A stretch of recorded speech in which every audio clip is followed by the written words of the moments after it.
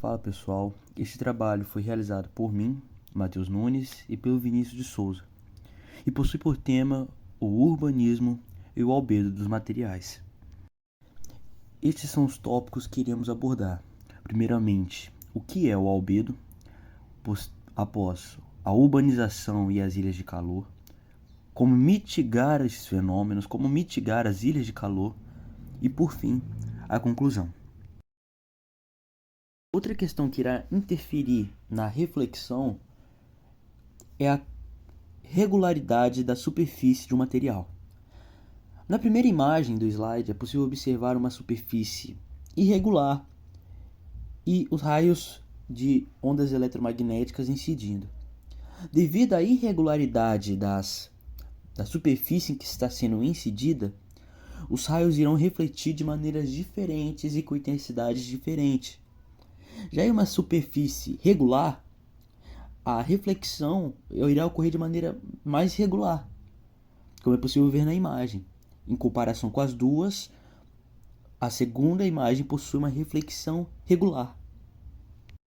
Bom, então, de maneira geral, o albedo é a medida de quantidade da radiação solar refletida por um corpo ou uma superfície. Ele é calculado através da razão entre a quantidade de radiação refletida pela quantidade de radiação recebida.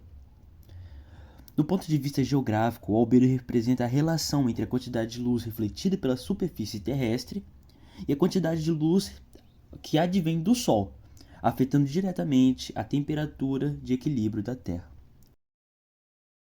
Alguns fatores irão alterar o índice de albedo de um meio para outro meio, e eles são o material que está sendo incidido, a cor desse material e o ângulo de incidência das ondas eletromagnéticas.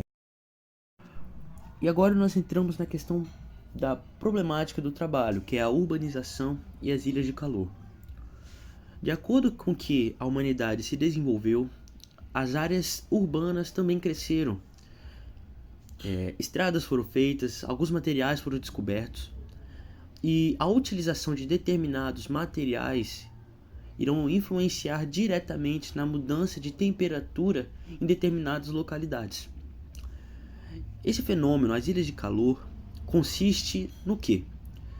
Em áreas urbanas e em áreas suburbanas, devido à utilização de materiais que possuem um alto índice de absorção e um baixo índice de albedo, um baixo índice de reflexão, essas temperaturas nessas regiões irão aumentar em comparação com as áreas rurais que as circundam.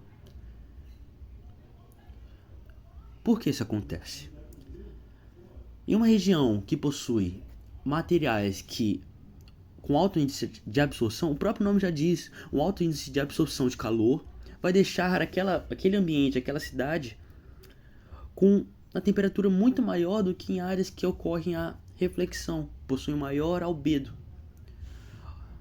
É legal a comparação, por exemplo, com a praia. É possível observar isso na tabela.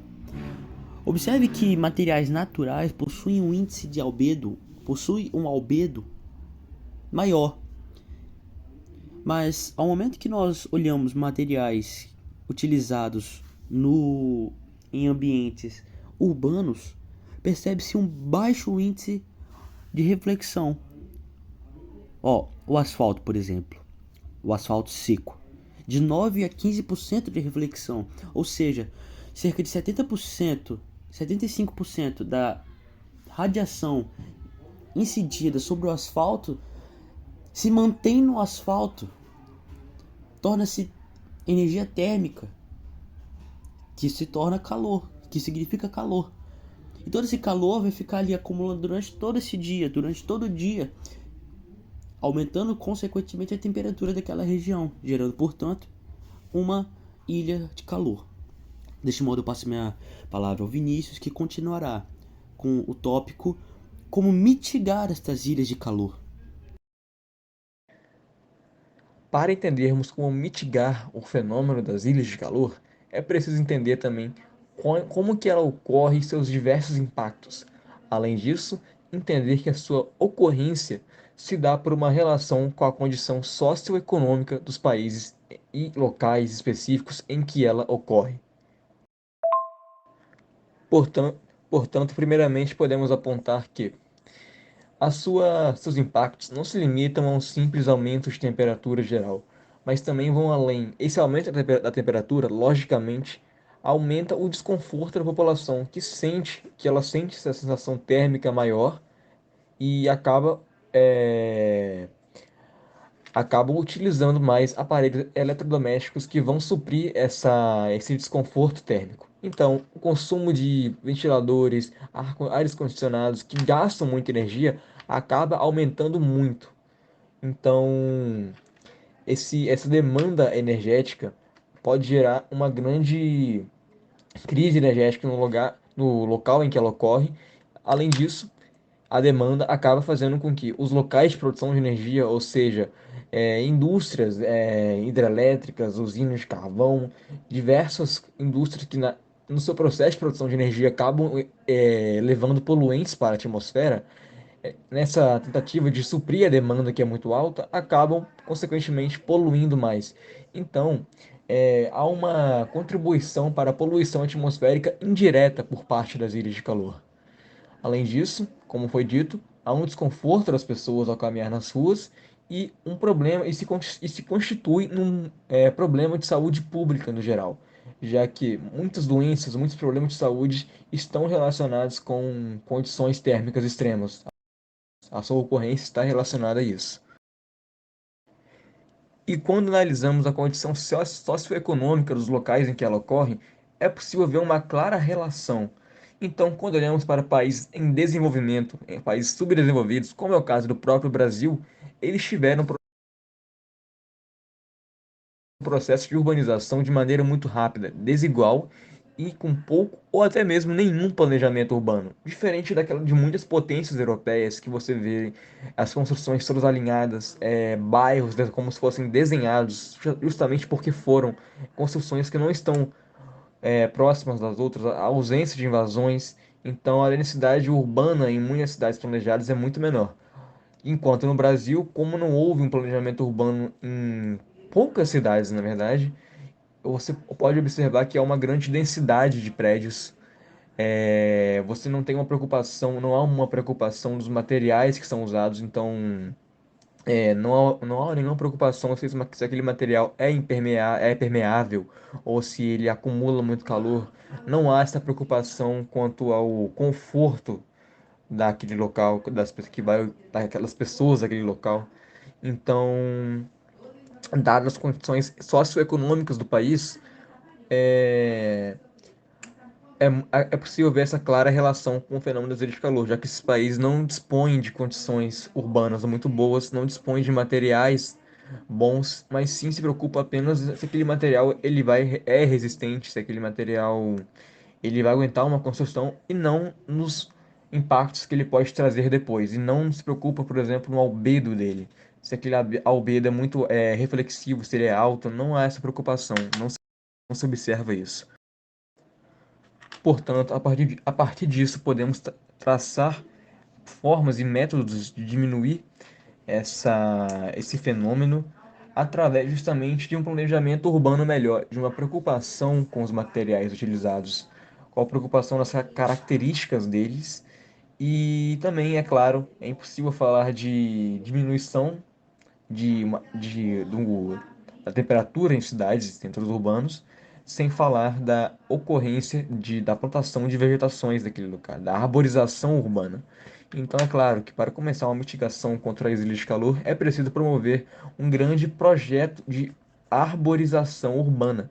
Então, árvores devem ser plantadas, arbustos devem ser colocados em áreas urbanas. É preciso estabelecer limites quanto políticas públicas que demarquem limites quanto à ocorrência de vegetação em certos condomínios, residências e locais públicos e privados. Então, deve ter pelo menos um limite mínimo de vegetação presente em locais públicos e privados. Então, essa promoção de políticas públicas que influenciem a plantação de vegetação é muito importante para a diminuição das ilhas de calor, já que as vegetações elas têm, já é de conhecimento geral que elas possuem não que elas não acumulem energia térmica, mas muito pelo contrário, elas utilizam essa energia para produzir energia para elas mesmas e posteriormente influenciam no aumento do oxigênio atmosférico e também da umidade, através da evapotranspiração das plantas. Então, a promoção de uma vegetação urbana maior é muito importante. Além disso, o próprio albedo dos materiais é uma coisa que, não, que deve ser pensada na hora de escolher o material usado nas construções. Então, em vez de escolher, por exemplo, um material impermeável que não vai se deixar entrar água nele, é melhor optar por um material que ele é permeável, que a água consiga penetrar nele, chegar até o solo e também para favorecer uma umidade maior nesse material, já que o albedo, a reflexão do material, ele também depende da umidade presente ali. Então, um material mais úmido, ele vai refletir mais luz e, consequentemente, irá absorver menos e irá esquentar menos. Então, essa preocupação em escolher um material mais permeável é muito importante também. Além disso, a cor dos materiais é outro fator importantíssimo, já que, como foi dito anteriormente, materiais com cores mais escuras tendem a acumular mais energia e materiais mais neutros, claros, refletem mais. Então, essa escolha de cores é muito importante também. Além disso, você pode escolher. Além disso, uma preocupação quanto à disposição dos materiais e construções urbanas é muito importante. A albedo também está ligado à inclinação, ao ângulo de incidência solar. Então, quanto maior a inclinação de um determinado material, maior será o albedo também. Então, essa preocupação com a inclinação dos materiais, a construção, como eles são dispostos no meio, é muito importante também. Então, muitos são os fatores que vão promover essa diminuição da temperatura, da alta temperatura geral urbana. Portanto, foi possível observar que a diminuição desses fenômenos e como o albedo ele é importante para mitigar as ilhas de calor, como que um entendimento de como ele funciona é muito importante na escolha de materiais que possuem um albedo alto ou baixo, como que isso vai influenciar no aumento da temperatura urbana. Então, também vimos a relação disso com as condições socioeconômicas dos países e como esses países podem ter acesso a um planejamento urbano melhor, que consequentemente irá promover uma escolha, mais cuidadosa de construções com albedo maior. Então, podemos ver a importância desse aparente simples conceito na, no urbanismo, na arquitetura e no planejamento urbano de forma geral. Muito obrigado pela atenção a todos.